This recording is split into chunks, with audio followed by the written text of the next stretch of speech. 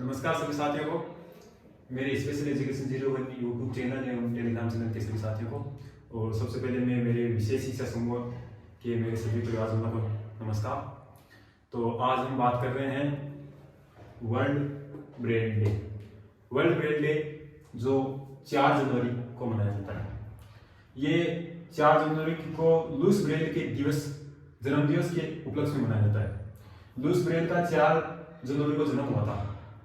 उनका जन्म 4 जनवरी 1809 को हुआ था फ्रांस के अंदर, और फ्रांस के अंदर कुकुरवे पेरिस नामक स्थान पर उनका जन्म हुआ था। तो उनके जन्म दिवस के उपलक्ष्य के पर ही वर्ल्ड ब्रेल डे यानी विश्व ब्रेल दिवस मनाया जाता है। इसको महान संगीतकार भी कहते हैं, लुईस ब्रेल को। लुईस ब्रेल ने दिव्यांग बच्चों के लिए, जिन बच्चों को मतलब आंखों से नहीं दिखाई देता है, उन बच्चों के लिए एक ब्रेल लिपि तैयार की थी।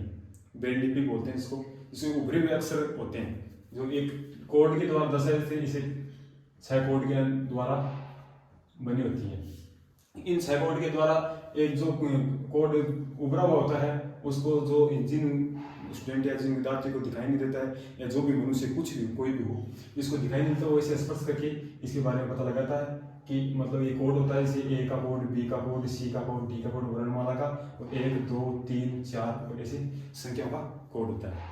तो आज हम लुईस ब्रेल के बारे में थोड़ी सी चर्चा करेंगे। लुईस ब्रेल एक महान संगीतकार थे जो फ्रांसीसी शिक्षक थे। उन्होंने क्या किया था कि 3 साल की उम्र में उनकी आंखों की रोशनी चली गई थी। एक घटना के कारण उनकी रोशनी चली गई थी। उनके पिता थे हार्मोस। तो पिता हार्मोस का एक छोटा सा कारखाना था।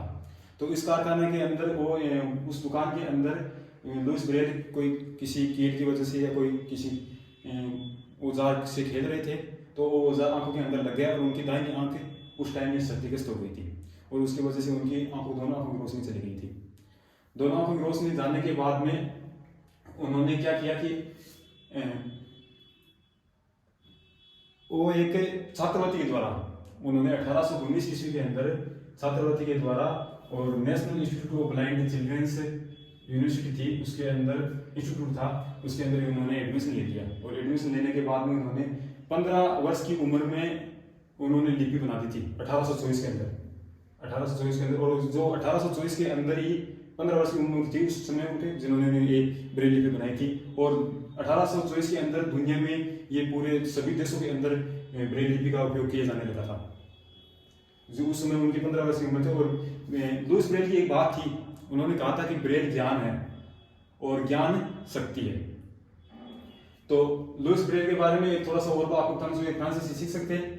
और पिछले साल की 2023 की जो थीम है ना, ये थीम थी कि ईश्वर से मिली सबसे कीमती उपहारों में से, ईश्वर से मिली सबसे कीमती उपहारों में से एक इस रंगीन और खूबसूरत दुनिया को देखने की क्षमता है। यानी दुनिया, ईश्वर से मिली सबसे कीमती उपहार, हमें ईश्वर के द्वारा सबसे कीमती उपहार आंख मिली है। तो हम आंख के द्वारा पूरी दुनिया को देखते हैं, जो ये हमारे चारों ओर रंगीन जो दुनिया है इसको देखते हैं। ये जो मतलब दिव्यांग बच्चे होते हैं जो आंखों के द्वारा देख नहीं सकते, ये वो मतलब ये एहसास मतलब आंखों के द्वारा वो एक या कोड के द्वारा किसी चीज को या कोई किसी स्पर्श करके ही एहसास कर सकते हैं कि ये चीज होती है। इन्होंने आंखों के द्वारा कभी उसी चीज को एकदम स्पष्ट देखा नहीं है। तो हमें क्या है कि दिव्यांगों को सम्मान करना चाहिए, और इस अगर हम दिव्यांगों का सम्मान करेंगे तो ये क्या होगा कि देश महान होगा। और मैं आपको थोड़ी सी एक बात और बताऊंगा। अभी हमारे भारत के अंदर भी रामभद्राचार्य जो महान संत हुए हैं उनके बारे में बताऊंगा मैं। तो महान संत एक रामभद्राचार्य जी महाराज हैं, जो दृष्टिहीन होते हुए भी उनकी आंखें नहीं है, दोनों आंखें, और उनकी आंखें नहीं होने के बावजूद भी वो महान संत शिक्षा के दृष्टिकोण से उन्होंने दिव्यांग बच्चों के लिए विश्वविद्यालय व स्कूल काफी मतलब विश्वविद्यालय भी खोल रखा है, उन्होंने स्कूल भी खोल रखे हैं। स्कूलों में उनको काफी डोनेशन वगैरह भी देते हैं, और वो पद्म विभूषण से सम्मानित हुए हुए हैं, और उनको 18 भाषाओं का ज्ञान है। ऐसे महान संत है जो हमारे भारत के अंदर भी हैं, जिनका नाम है रामभद्राचार्य जी, जो उनको 18 भाषाओं का ज्ञान है। और परम पूज्य रामभद्राचार्य जी जो दृष्टिहीन होते हुए भी इतनी बड़ी उपलब्धि हासिल की। दोस्तों, जिंदगी में कुछ भी मुमकिन नहीं है, जिंदगी में कुछ भी मुमकिन नहीं है। तकदीर को भी हिम्मत जुनून के आगे झुकना पड़ता है। और मैं इसी बात के साथ एक बात और बताना चाहूँगा कि दिव्यांग भाइयों, आप अपने आप को कमजोर मत समझो।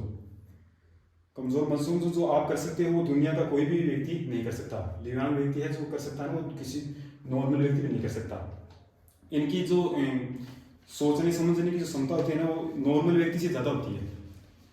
एक क्योंकि हमारा जो दिमाग है ना जो किसी चीज़ को देखकर डाइवर्ट हो जाता है, पर ये इनको कुछ भी दिखाई नहीं देता, इस कारण से वो एक ही जगह दिमाग को केंद्रित रखते हैं और इस कारण से इनका दिमाग है नॉर्मल व्यक्ति के बजाय दिव्यांग जो जिसको दिखाई नहीं देता ना दिव्यांगता के अंदर, वो व्यक्ति हमसे भी ज़्यादा होशियार होते हैं और देखने मतलब उनका जो सोच समझने की क्षमता होती है ना उस इससे ज़्यादा होती है। तो ये था आज वर्ल्ड ब्रेल डे, विश्व ब्रेल दिवस के बारे में मैंने तो आपको थोड़ा सा बताया, जो आज 4 जनवरी को मनाया जाता है। तो आगे इसी बात के अंदर में आपको जो मैंने पीछे जो वीडियो डाला था उसका आपने अच्छा रिस्पॉन्स दिया, इसके लिए धन्यवाद आप सभी को। और ये है हमारा स्पेशल एजुकेशन 01 टेलीग्राम चैनल। उस दिन मैं आपको बता रहा था कि 800 से कम के समथिंग है, अब 850 के समथिंग सब्सक्राइबर होने लगे हैं और यूट्यूब के अंदर भी अभी 92 सब्सक्राइबर चल रहे हैं ना। तो खुशी के फूल उन्हीं के दिलों में खिलते हैं जो अपनों से अपनों की तरह मिलते हैं। तो आप भी मेरे दिल में खुशी खिला रहे हो, इसके लिए बहुत बहुत धन्यवाद आपका। मैं भी एक शायरी के साथ चलता हूँ। रख हौसला वो मंजिल भी आएगा, रख हौसला वो मंजिल भी आएगा, प्यासे के पास चल के समंदिर पे आएगा। थक कर ना बैठ ए मंजिल की मुसाफिर, थक कर ना बैठ ए मंजिल की मुसाफिर, मंजिल भी मिलेगी और मिलने का मजा भी आएगा। तो क्या अब एक छोटी सी चीज़ और बताता हूँ आपको ना, इसी के साथ आदमी को मतलब किसी भी कार्य को करने के लिए, जैसे मैंने अभी यूट्यूब चैनल में शुरुआत की है और इसके अंदर मैं नियमितता रखूंगा ना, तो मेरे को पूर्ण विश्वास है आप भी आपका प्यार और विश्वास के साथ में जरूर एक दिन सफलता की ओर होऊंगा। तो नियमितता रखिए। इसी बात पे एक बात कहता हूँ आपको ना, कहते हैं ना कि चट्टान पर भी बार बार पानी डाला जाए, अगर चट्टान पर भी बार बार पानी डाला जाए तो उसके किनारे घास उगा देता है। तो चट्टान के पास में क्या कि घास उगा देता है ना, घास उगा देता है। नियमितता सफलता का मूल मंत्र है, नियमितता सफलता का मूल मंत्र है। यदि आप अपने काम को नियमित रूप से करेंगे, यदि आप अपने काम को नियमित रूप से करेंगे तो आपकी ये आदत बन जाएगी। जहां 21 दिन करने से ये आदत, जहां ये 21 दिन करने से ये आदत में तब्दील होगी, वहीं 52 दिन लगातार दोहराने से ये आपकी दिनचर्या का एक हिस्सा बन जाएगी और आप अपने लक्ष्य को पूरा करते हुए बोर भी नहीं होंगे। तो थैंक यू, धन्यवाद। और वीडियो को ज़्यादा से ज़्यादा लाइक, शेयर और कमेंट करना। यूट्यूब चैनल को जरूर सब्सक्राइब कर लेना, है ना। अभी मेरे इस वीडियो से डालने से पहले 50 के समथिंग थे, आपने प्यार और सहयोग भी बांट हो रहे हैं और इस वीडियो डालने के बाद मैं अपेक्षा करूँगी और ज़्यादा मेरे सब्सक्राइबर होंगे धीरे धीरे।